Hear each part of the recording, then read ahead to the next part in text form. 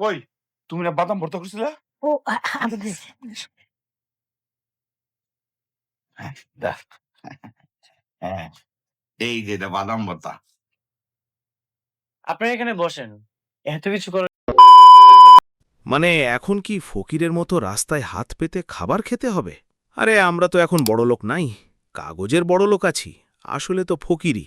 ভিক্ষা করতে এসে ভিক্ষা না নিয়েই চলে যাচ্ছিস? আজকের এই গল্পে উঠে এসেছে পরিচয়ের জটিলতা, টাকার লোভ, বাবার মিথ্যে আর নারীর আত্মপরিচয়ের দ্বন্দ্ব। এক মেয়ে যে বস্তি থেকে উঠে এসেছিল রাজপ্রাসাদে। আমি শালিমা চৌধুরী, শাকের চৌধুরীর একমাত্র মেয়ে। কিন্তু হঠাৎ একদিন এক বৃদ্ধ এসে বলে, ও আসল শালিমা না, ওকে আমরা কুড়িয়ে পেয়েছিলাম ময়লার পাশে। তাহলে সে কে? বস্তির মেয়ে মেঘলা নাকি আসল শালিমা?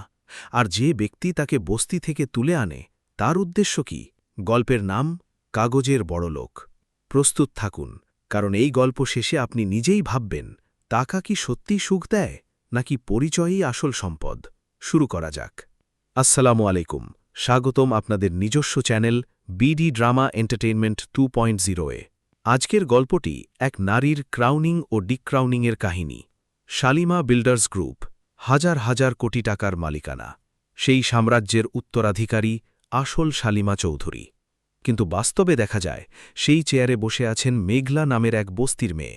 কে তাকে বসিয়েছে, কেন? আর সত্য যখন বেরিয়ে আসে তখন মেঘলার স্বামী অনিক চৌধুরী কি করে? পাশাপাশি আছে বাবা মায়ের স্বীকারোক্তি, বাচ্চা বিক্রির ভয়াবহ অভিযোগ আর ফকির সেজে খাওয়ার করুণ অবস্থা। আজকের আয়োজন বস্তির রাজকন্যা। শুরু হচ্ছে এক্ষুনি। সংলাপ শুরু হয় এক ব্যক্তির আক্ষেপিক প্রশ্ন দিয়ে, মানে এখন কি ফকিরের মতো রাস্তায় হাত পেতে খাবার খেতে হবে?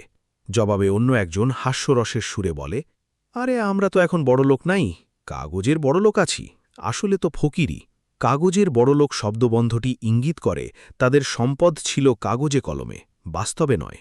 হয়তো কেউ তাদের ঠকিয়েছে, অথবা তারা নিজেরাই